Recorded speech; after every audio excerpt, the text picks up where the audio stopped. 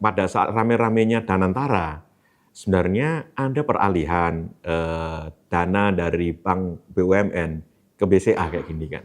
Tapi kenapa sekarang malah kinerja saham BCA turun kayak gini?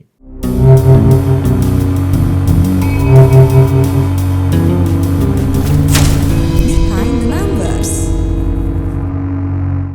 Selama 10 hari terakhir, saya sering ditanya oleh beberapa teman kayak gini kan. Kenapa saham BCA kok ikut turun kayak gini kan? Padahal pada saat rame-ramenya Danantara, sebenarnya ada peralihan dana dari Bank BUMN ke BCA kayak gini kan. Tapi kenapa sekarang malah kinerja saham BCA turun kayak gini? Itu satu. Terus kedua, kenapa ini terjadi pada saat kinerja BCA sebenarnya bagus kayak gini kan?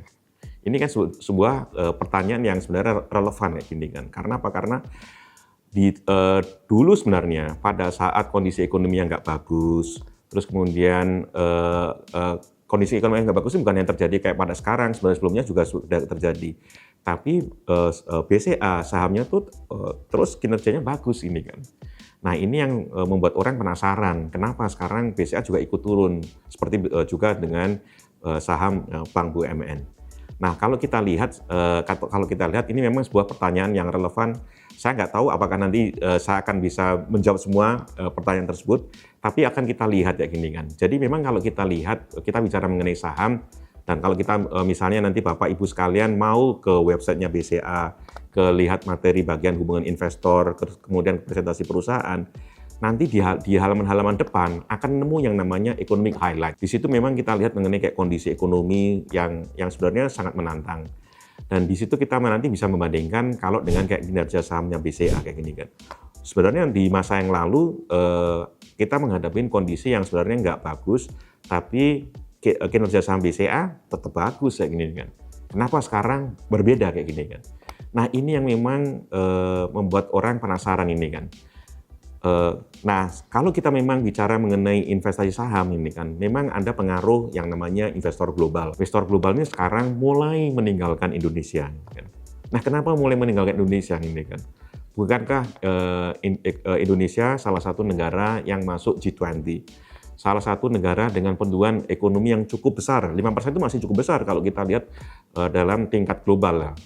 Tapi kenapa ini kayak ditinggalkan kayak gini kan? Ini sesuatu yang membuat orang penasaran. Memang kalau kita lihat beberapa peristiwa dalam 2 bulan terakhir di tahun 2024, itu adalah yang pertama adalah terpilihnya Donald Trump sebagai Presiden Amerika Serikat. Karena Donald Trump terpilih kembali, investor asing yang berasal dari Amerika itu kemudian mulai mengalihkan dananya dari Indonesia ke Amerika ini kan, sehingga memang berpengaruh juga nih mulai kayak ke harga saham ya gini kan, harga saham di Bursa Efek Indonesia ini kan. Jadi ini sebenarnya nggak ada kaitan langsung ini dengan kayak kinerja ekonomi Indonesia, apalagi kinerja individual perusahaan ya gini kan. Itu satu. Yang kedua itu adalah terjadi setelah pengumuman yang mengenai tokoh yang terpilih dalam OCRP ini kan. Tokoh yang terpilih dalam OCRP adalah salah satunya adalah mantan Presiden Indonesia yang kebetulan selesai menjabatnya juga akhir Oktober dan beliau adalah masih merupakan tokoh yang berpengaruh dalam pemerintahan sekarang ini kan. Termasuk termasuk dalam beberapa hari ini terlibat dalam Danantara kayak gini kan. Bukan hanya dalam peristiwa launchingnya, tapi bahkan duduk dalam organisasi. Nah ini tentu akan berpengaruh juga kayak gini kan. Loh kok bisa kayak gini kan? Ada tokoh yang dimasukkan di OCRP, terlepas benar atau salahnya, tapi kita kan harus melihat dari kacamata orang luar ya. Orang luar pasti akan melihat ya gini kan. Ini orang yang katakanlah integritasnya integritasnya sekarang dipertanyakan karena masuk dalam OCRP. Kenapa sekarang masih punya peran yang besar ya ini kan? Ini yang nantinya akan menjadi pertanyaan kayak gini kan. Dan itu wajar ini ada pertanyaan dari investor asing. Ini kira-kira bagaimana kayak gini kan? Karena apa? Karena ini yang memang membedakan antara ya istilahnya salah secara hukum dan ya dipersepsikan salah kayak gini kan. Dan kalau kita melihat mengenai apa yang terjadi di beberapa negara maju, contoh yang ekstrem adalah di Jepang. Orang baru dicurigai itu saja, bahkan belum sampai kayak dibawa ke pengadilan, belum sampai diperiksa polisi, itu sudah langsung akan memutuskan mengundurkan diri kayak gini kan. Karena apa? Karena wah nanti saya akan punya dampak ini kan, dampak terhadap ya nanti mungkin bisa perusahaan, dampak terhadap organisasi, termasuk mungkin terhadap negara kayak gini kan. Ini yang misalnya terjadi kayak di Jepang misalnya, atau di beberapa negara Eropa. Memang sekarang ada contoh ekstrim ini kan, kayak di Amerika ini kan. Donald Trump sebelum terpilih sebenarnya malah bahkan dinyatakan dinyatakan bersalah ini kan oleh salah satu pengadilan di Amerika ini kan. Tapi dia tetap menjabat kayak gini kan. Tapi kita akhirnya sekarang melihat kayak gini kan, kinerja saham di Amerika sekarang turun, apalagi banyak memang keputusan-keputusannya yang wah membuat orang bingung kayak gini kan. Melakukan perang dagang dengan Kanada, melakukan perang dagang dengan Meksiko, melakukan perang dagang dengan Tiongkok kayak gini kan. Sehingga sekarang kinerja saham di Amerika turun kayak gini kan. Sesuatu yang berbeda dengan harapan pada saat Donald Trump terpilih kayak gini kan. Jadi ini ada pengaruhnya juga kayak gini kan. Jadi kalau kita lihat kondisi ekonomi, kita masih lumayan sebenarnya 5% kayak gini kan, pertumbuhan ekonomi itu. Tapi sekarang kita ada hal-hal yang di luar di luar kondisi makroekonomi yang ini kan, yang mau nggak mau kita harus kita perhatikan kayak gini kan. Ini sesuatu yang yang berat sebenarnya. Jadi kita nggak bicara benar atau salah, tapi kalau sudah memang masuk OCRP ya kita memang mestinya kita harus melihat apa yang sebenarnya terjadi kayak di luar kayak gini kan. Kalau ada tokoh punya pengaruh tersebut, pasti kita harus hati-hati kayak gini kan, karena nanti akan punya pengaruh misalnya terhadap investor asing ini kan. Investor asing ya taunya, wah ini ada berita seperti ini, kira-kira bagaimana kayak gini kan. Kecuali kalau kita ini adalah kayak Amerika Serikat yang memang bisa, dalam tanda petik ini ya, masih punya pengaruh yang besar di dunia. Indonesia memang negara nomor 4 terbesar di dunia dalam jumlah penduduk. Tapi kalau kita lihat dalam ranking G20, Indonesia itu nomor 16 saja sebenarnya. Jadi memang GDP-nya besar ya ini, tapi kita masih ranking 16. Terus GDP per kapitanya lebih rendah lagi. Terus nanti kalau kita lihat ranking-ranking yang lain di tingkat global, kitanya ada yang misalnya kalau sebagai eksportir kalah dengan Singapura, kalah dengan Vietnam, kalah dengan Malaysia, kalah dengan Thailand kayak gini kan. Nah, kalau kita sekarang sebenarnya kalau ranking di global kita banyak kalah, ya kita mungkin harus hati-hati begitu misalnya ada tokoh yang dimasukkan dalam OCRP, karena akan pengaruh investor asing yang akan masuk di Indonesia. Nah ini yang kemudian sekarang kita lihat ini kan. Jadi nanti kalau kita lihat sebenarnya tahun ini, bulan-bulan ini sebenarnya nggak lebih buruk dibandingkan dengan ada yang terjadi di masa lalu kayak gini kan. Tapi kenapa sekarang sekarang misalnya saham BCA harganya menjadi rendah kayak gini kan. Oke. Nah, terus kalau kita lihat mengenai kayak nanti misalnya kayak kondisi ekonomi Indonesia misalnya, itu juga nggak jelek-jelek amat. Terus kalau kita lihat mengenai kayak kondisi sektor perbankan Indonesia sebenarnya masih bagus kayak gini kan. Ini juga sesuatu yang mungkin akan jadi bahan pertanyaan. Kenapa kayak gini kan? Dengan kondisi sektor perbankan Indonesia yang secara masih cukup bagus, harga saham BCA juga seperti ini kan, seperti hari-hari ini kan. Ini yang bikin orang penasaran ya ini kan. Dan kalau kita lihat sebenarnya BCA bukan hanya sekedar merupakan bank yang asetnya salah satu yang paling besar, tapi memang juga kinerjanya juga bagus ya ini kan. Ini nanti kita bisa, nanti Bapak Ibu sekalian nanti bisa melihat misalnya kinerja BCA dalam misalnya untuk kredit investasi dibandingkan dengan industri, kemudian mungkin dalam kredit konsumen ini kan dibandingkan dengan industri, itu kita lihat memang sebenarnya BCA bisa lebih bagus ini kan dibandingkan dengan industri ya gini kan. Jadi sudah kinerjanya lebih bagus, kemudian secara keuangan juga lebih bagus. Kenapa ini kan harga sahamnya ikut terseret turun ini kan? Kenapa tidak bisa yang namanya kalau istilahnya itu adalah bisa rise above the rest ya ini kan? Boleh yang lain turun ya gini kan, bisa menonjol sendiri ya ini kan. Kenapa nggak bisa kayak seperti itu nih kan? Ini yang sekarang memang jadi bahan pertanyaan kayak gini kan. Oke. Nah, terus ini nanti bisa dilihat sejumlah kinerja dari kayak BCA kayak gini kan. Nah, BCA yang menarik itu apa sebenarnya kayak gini kan? Coba nih kalau kita lihat ini kan. Jadi sebenarnya bukan hanya kinerja mungkin sebagai dalam kayak kredit dan lain-lain ya gini kan. salah satu yang sebenarnya membuat banyak orang jatuh cinta pada BCA itu adalah mengenai pelayanannya kayak gini kan. Pelayanannya itu adalah yang sebenarnya salah satu yang sangat simpel ini kan. Pelayanan dari apa? Dari Satpam BCA kayak gini kan.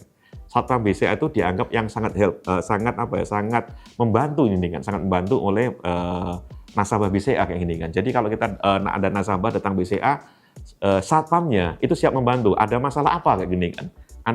Ada layanan apa yang dibutuhkan ini kan? Mereka tahu dan segala macamnya. Ini sesuatu yang akhirnya merubah citra kayak gini kan. Dulu Satpam itu hanya untuk kayak jaga-jaga doang kayak gini kan. Orang menjaga supaya nanti orang luar nggak sembarangan masuk kayak gini kan. Ini oleh BCA bisa difungsikan kayak gini kan, ditransformasikan ini kan. Satpam itu nanti bisa membantu nasabah kayak gini kan. Orang butuh layanan apa, sudah langsung nanti dia bisa, layanan apa, ini formulir apa, mau ganti ATM, bisa kayak gini kan. Sesuatu yang, nggak terbayangkan kayak gini kan. Karena apa? Karena ternyata Satpam itu bisa berperan layaknya kayak customer service staff kayak gini kan. Ini kan sesuatu transformasi yang luar biasa. Makanya selalu kadang-kadang kalau kita di media sosial selalu melihat yang ini kan. Coba ini nih kalau misalnya ada kayak petugas frontliner dari instansi apapun, organisasi apapun, selalu dibandingkan dengan Satpam BCA kayak gini kan. Kok Satpam BCA bisa, kok kenapa ini nggak bisa kayak gini kan. Maksudnya itu adalah kenapa mereka itu bisa helpful, kenapa ini nggak bisa kayak gini kan. Berarti kan memang ada proses pelatihannya, ada proses transformasinya ini kan. Ini sesuatu yang nantinya harus dilakukan oleh organisasi yang lain ini. Kalau BCA itu bisa melakukan pada Satpamnya, kenapa organisasi yang lain tidak bisa melakukan pada frontlinernya? Nah ini sekarang di Planayana itu sudah dianggap benchmark ini kan. Kemudian adalah yang paling terkenal itu adalah yang kita lihat dalam namanya kegiatan transaksi. Dalam aspek yang disebut sebagai transactional banking, BCA boleh dibilang memang jadi salah satu pionir kayak gini kan. Karena apa ini? Nah ini kebetulan kami di Makpes memang punya interaksi dengan BCA mulai tahun 1995 kayak gini kan. Bahkan mulai 1996 kita ada sebuah kayak pekerjaan yang sebenarnya ada kaitannya dengan transactional banking kayak gini kan. Dan BCA memang punya persiapan jauh-jauh hari ini kan. Bahkan mendahului dibandingkan dengan banyak bank besar lainnya gini kan. Memang ada beberapa bank kecil yang sebenarnya dulu dalam aktivitas transactional banking lebih dulu dibandingkan dengan kayak BCA, tapi BCA yang kemudian melakukan secara masif kayak gini kan. Ini yang jadi pembeda kayak gini kan. Kalau misalnya ada bank yang lebih kecil dari BCA mungkin jadi lebih inovatif misalnya dalam bidang internet banking kayak gini kan. Tapi kemudian tidak bisa melakukannya untuk kebanyak orang atau kemudian lebih banyak orang yang kemudian jadi penggunanya, ya orang nanti nggak akan melihat ini kan. Tapi BCA itu akhirnya bisa melakukan kegiatan yang namanya layanan yang berbasis electronic delivery channel itu secara masif kayak gini kan. Karena apa? Karena memang BCA itu memang memikirkan yang namanya proses edukasinya kayak gini kan. Dulu BCA bahkan sampai perlu membuat acara di televisi di Indosiar. Dulu namanya adalah Gebiar Tahapan BCA. Itu adalah acara mengedukasi nasabah kayak gini kan. Bagaimana cara menggunakan ATM ini kan. Kita sekarang mungkin menggunakan ATM dianggap hal yang biasa kayak gini kan. Tapi dulu di tahun 1990-an ini kan, terutama adalah di paruh kedua dekade 1990-an, menggunakan ATM itu sebenarnya banyak orang nggak biasa kayak gini kan. Nah mereka bingung ini gimana caranya ini kan. Nah BCA itu menggunakan acara di televisi. Itu adalah untuk apa? Untuk mendidik kayak gini kan nasabah. Oh gimana cara pakai ATM? Nah hebatnya acara itu dilakukan setiap minggu kayak gini kan. Dan setiap minggunya itu kemudian ada kuis ini kan, pertanyaan kayak gini kan. Untuk mengecek tingkat pemahamannya. Hadiahnya sih sebenarnya nggak besar amat kayak gini kan. Hadiah kalau pemenang kuis kayak gini kan. Tapi minatnya luar biasa ini kan. Waktu itu kita selain membantu BCA, kita juga membantu perusahaan telekomunikasi, bilang kayak gini kan. Pas pada saat acara Gebiar Tahapan BCA, traffic telekomunikasi itu tinggi kayak gini kan. Karena banyak orang pengen menelpon ke Indosiar, pengen menjawab pertanyaan kayak gini kan. Pertanyaan kuis berebut kayak gini kan. Nah ini sesuatu yang luar biasa kayak gini kan. Dia ada proses edukasi dan kemudian ternyata memang paling tidak antusiasme terhadap proses edukasi itu besar ya. Sehingga akhirnya memang BCA sukses besar kayak gini kan. Meskipun kemudian BCA juga menghadapin yang namanya nice problem kayak gini kan. Apa next problem yang pernah dihadapi BCA ini kan? Mungkin nggak banyak, sudah banyak yang lupa ini kan. Dulu pada tahun 1998, sebagai dampak dari kerusuhan rasial yang terjadi di tahun bulan Mei 1998, BCA menjadi yang namanya korban ras kayak gini kan. Banyak nasabahnya BCA menarik dananya dari BCA ini kan. Karena ATM-nya ada di mana-mana dan karena mereka sebelumnya sudah pernah dididik kayak gini kan, bagaimana menggunakan ATM, ya mereka jadi korban ras kayak gini kan. Kenapa bank yang lain nggak kena? Karena bank yang lain tidak ada proses edukasi kayak gini kan. Jadi BCA pada saat itu jadi korban proses edukasi yang pernah dilakukannya ini kan. Nasabahnya jadi pinter yang ini kan. Ya sudah, saya nggak perlu antri ke bank, saya cukup antri ke ATM-nya kayak gini kan. Jadi BCA pada tahun 98 mengalami yang namanya ras besar-besaran, banyak orang narik dananya. Tapi yang menarik ini kan, tidak ada satupun waktu itu yang saya tahu ya dari cerita dengan tim BCA yang menutup kayak gini nih kan. Itulah sebabnya begitu situasi kembali berangsur normal ini kan, pasca kerusuhan rasial dan segala macamnya, ternyata banyak nasabah yang kemudian berbalik kembali ini kan, memasukkan dananya ke BCA. Karena apa? Karena ini memang BCA ini adalah bank yang lain dari yang lain ini kan. Electronic delivery channel-nya paling tersebar luas kayak ini kan, dibandingkan dengan bank besar yang lain kayak gini kan. Nah, ini jadi salah satu yang akhirnya memudahkan orang untuk berbisnis kayak gini kan. Karena itu BCA kemudian punya yang namanya first mover advantage dan memang bersifat masif kayak gini kan. Jadi memang mungkin yang memberikan ATM mungkin bukan BCA yang pertama kali ini kan, tapi yang membuat itunya jadi masif itu adalah BCA, sehingga yang dianggap mungkin pionir itu bisa BCA di kalangan oleh sejumlah nasabah ini kan, karena mereka taunya BCA, apalagi dulu ada proses edukasi kayak gini kan, karena ada proses edukasi memang banyak digunakan ini kan. Akhirnya apa ini kan, banyak kemudian nasabah itu yang menjadi advocate-nya kayak gini kan, advocate dari aktivitas electronic delivery channel-nya BCA kayak gini kan. Pakai BCA saja gini. Karena apa? Karena ini mudah kayak gini kan. Ada ATM-nya banyak. Dan kemudian ini sekarang ada kayak SMS banking-nya. Terus nanti ada kayak internet banking-nya kayak gini kan. Ini yang kemudian menjadi menarik ini kan. Karena apa? Karena keunggulan dalam aspek transaksional banking itu menjadi bahan advokasi terhadap kayak BCA kayak gini kan.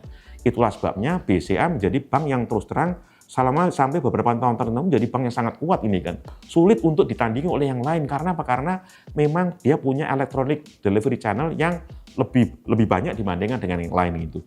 Karena itu kemudian dalam perjalanan waktu kemudian gimana caranya ini bank-bank yang besar yang lain adalah kalau nanti mau punya kinerja yang bagus, harus niru kayak BCA ini kan, harus punya electronic delivery channel yang sama banyaknya dengan yang dimiliki BCA ini kan. Memang dalam perjalanan waktu kemudian ada bank yang lain yang punya electronic delivery channel yang jumlahnya lebih banyak dibandingkan dengan kayak BCA kayak gini kan. Tapi karena BCA itu dulu adalah yang merupakan dianggap sebagai kayak pionir ini kan dalam electronic delivery channel secara masif, akhirnya BCA tetap masih punya yang kita lihat adalah persepsi yang sangat kuat di situ nih kan.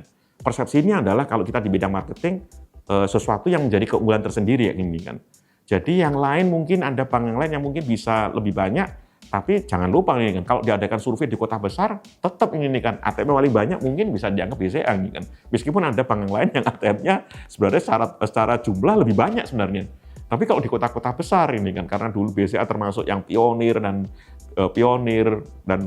memang dulu dilakukan secara masif, itu sangat menempel kuat di benak nasabah dan calon nasabah kayak gini kan. Sehingga buat kayak pesaing yang lain-lain juga susah nih untuk merubah persepsi kayak seperti itu. Nah, BCA memang kalau bicara mengenai transactional banking berbasis electronic delivery channel tentu saja juga memang terus mengarah ke yang namanya banking application yang ini kan, dan BCA termasuk salah satu pionir juga yang ini kan. Mereka dulu mengembangkan pertama sih sebenarnya dari SMS banking, kemudian mungkin kayak mobile banking apps ini kan. Nah, mobile banking apps-nya memang mengalami transformasi dari waktu ke waktu ini kan. Bahkan BCA sekarang memang punya 2 banking application kayak gini kan. Ini sesuatu yang menarik yang ini kan, karena nggak banyak sebenarnya bank besar yang juga punya dua banking application ini kan. Selain BCA mungkin juga ada kayak BNI yang sebenarnya masih punya dua banking application kayak gini. Nah, kenapa sih memang BCA perlu tetap punya dua banking application kayak gini kan? Karena apa? Karena mungkin ada sebagian nasabahnya yang sudah terbiasa menggunakan salah satu aplikasinya ini kan. Mungkin kalau mau berpindah ke aplikasi yang lain, kagok kayak gitu kan. Nah, sementara ini kan sekarang BCA menghadapi generasi yang baru kayak gini kan. Generasi baru terutama adalah Gen Z yang mungkin akan peduli dengan yang namanya user experience sama kayak user experience itu mereka pasti akan melihat ini kan. Ini kok aplikasinya kok kelihatan jadul kayak gini kan. Dia pengen masih kan user interface-nya juga kan harus yang menarik ini kan, seperti umumnya aplikasi kayak gini kan. Jadi BCA sekarang kenapa sih perlu punya kayak dua aplikasi? Karena BCA masih pengen menjaga nih kan, menjaga nasabah yang lama memang yang sudah terbiasa dengan aplikasi yang memang sudah diperkenalkan dari tahun 2011 kayak gini kan. Dan mereka adalah nasabah yang loyal dan nasabah yang loyal terhadap BCA, termasuk dalam penggunaan electronic delivery channel yang lain kayak gini kan. Mereka tentu saja harus dihormati oleh kayak BCA kayak gini. Tapi BCA juga perlu nih kan memperhatikan mengenai kayak generasi baru nasabahnya, terutama dari kalangan Gen Z kayak gini kan. Jadi mereka sekarang memang mengembangkan aplikasi yang versi baru supaya nantinya Gen Z yang memang peduli dengan UI UX itu nanti juga tetap bisa dilayani oleh kayak BCA kayak gini kan. Nah, ini adalah sesuatu yang menarik ini karena mengoperasikan satu aplikasi sebenarnya tidak mudah kayak gini kan. Karena apa kan? Nah, ini yang sekarang kita akan masuk ke isu berikutnya kayak gini kan. Kenapa kayak gini kan? Kita mungkin belum begitu akrab dengan istilah yang namanya ketahanan terhadap sistem layanan digital ini kan. Tapi coba nih, kalau kita bicara mengenai yang namanya phishing, cyber attack dan segala macamnya, mungkin Bapak Ibu sekalian familiar ini kan. Karena apa? Karena ini kalau di industri perbankan, menurut ceritanya Pak Arman Hartono, Wadirut BCA, BCA itu mengalami jutaan kali serangan cyber kayak gini kan. Kadang-kadang aplikasinya juga sempat nggak bisa digunakan dan segala macamnya. Karena memang serangan cyber ini sekarang adalah suatu fenomena sehari-hari yang ini kan. Nggak banyak sebenarnya pemain di industri perbankan yang punya aplikasi siap ini kan menghadapin serangan cyber ini kan. Karena serangan cyber canggih kayak gini kan.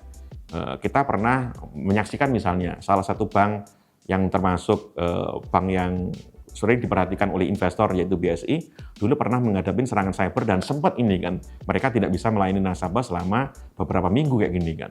Ini yang terjadi misalnya dialami BSI.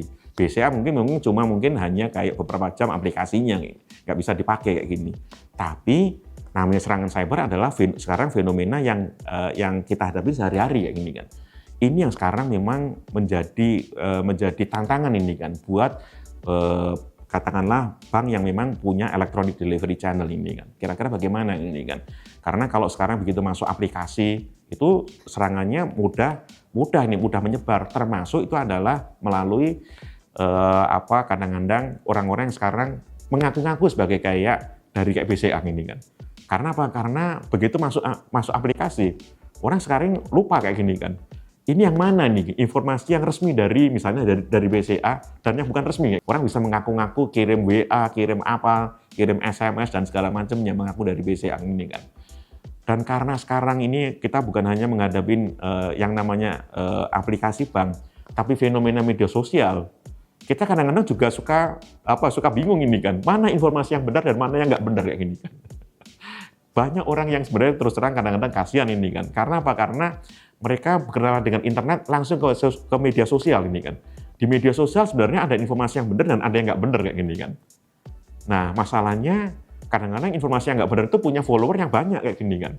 Ini menjadi tantangan ini kan, sehingga orang pasti juga nggak yakin ini. Susah nih menjadi nasabah untuk bank di masa ini gini. Karena itu salah satu aktivitas yang dilakukan oleh BCA selama beberapa tahun terakhir ini adalah edukasi melalui media sosial. Mereka bikin beberapa kampanye ini kan, bisa melibatkan generasi yang berbeda. Mungkin ada kalau generasi baby boomer sama Gen X, Mereka misalnya melibatkan Pak Indro Warkop ini kan, Tapi kalau yang lebih muda, misalnya melibatkan Anggun C. Sasmi. Siapa sih nanti adalah brand ambassador yang bisa digunakan? Karena apa ini? Karena kalau nanti begitu kita lihat brand ambassadornya, orang langsung bisa punya kaitan. Oh iya ya, ini kan dari generasi saya kayak gini kan. Oh ini edukasinya memang berhubungan ini dengan generasi saya yang suka menghadapi masalah yang sama kayak gini nih kan. Ya coba nih kalau Bapak dari Ibu yang mohon maaf dari baby boomer, dari Gen X ini kan. Kadang-kadang kan kalau kita terima pesan dari WA kadang-kadang kan langsung diterima begitu aja gini kan. Jarang yang berusaha untuk melakukan kayak cross check kayak, wah ini benar kayak gini nih kan. Nah, tapi di sisi lain ini kan, ada generasi yang jauh lebih muda dari baby boomer atau Gen X, karena sehari-harinya nontonnya TikTok atau nontonnya Instagram segala macam, juga nggak mengecek kayak gini kan. Ini kita juga ada kayak tantangan ini, gimana cara mengedukasi ini kan. Karena apa? Karena ini nanti akan pengaruh dalam penggunaan electronic delivery channel, terutama adalah banking application ini kan. Nah, BCA sebenarnya bukan hanya merupakan pionir dalam electronic delivery channel yang masif ini kan, tapi juga dalam edukasi ini kan, mengantisipasi serangan cyber yang memang terjadi bukan hanya terhadap kayak organisasi seperti kayak BCA, terhadap individu kayak gini. Nah ini adalah sesuatu yang memang perlu edukasi dengan secara masif dan itu memang harus dilakukan berulang-ulang. BCA sebenarnya punya peran kayak seperti itu. Makanya sih sebenarnya kalau tadi kita sebenarnya sekarang kalau di media sosial orang nggak hanya melihat atau mengapresiasi ini kan Satpam BCA, tapi juga mengenai proses edukasi menghadapi serangan cyber yang dilakukan oleh serang cyber ini kan, di mana BCA adalah pionir dengan melibatkan brand ambassador dari berbagai generasi yang ini kan. Karena itu kita memang bisa melihat ini kan, kepercayaan nasabah terhadap BCA juga kuat ini kan, karena BCA bukan hanya bagus satpamnya, tapi juga bagus dalam upaya perlindungan nasabah ini, perlindungan konsumen ya gini kan. Termasuk dengan proses edukasi yang bersifat masif dan memang bersifat interaktif ini kan, dengan melalui media sosial ini kan. Jadi kalau sekarang kita lihat kinerja keuangannya bagus, sebenarnya bukan hal yang aneh kayak seperti itu. Karena memang banyak langkah-langkah BCA mulai dari satpamnya sampai ke edukasi perlindungan nasabah memang dilakukan dengan kayak bagus ya ini kan. Nah, tapi kita memang melihat juga bahwa ada hal lain kalau dalam investasi saham. Bukan hanya kayak kinerja keuangan dan kinerja non-keuangan, tapi memang mungkin persepsi mengenai kayak negara itu nanti juga berpengaruh. Itu saja mungkin yang menjadi catatan kami. Tapi jangan lupa Bapak Ibu untuk tetap follow akunnya Marketis TV. Kita bahkan berharap Bapak Ibu juga nanti bisa menjadi subscriber untuk Marketis TV. Terima kasih, sampai jumpa di acara Behind the Numbers berikutnya.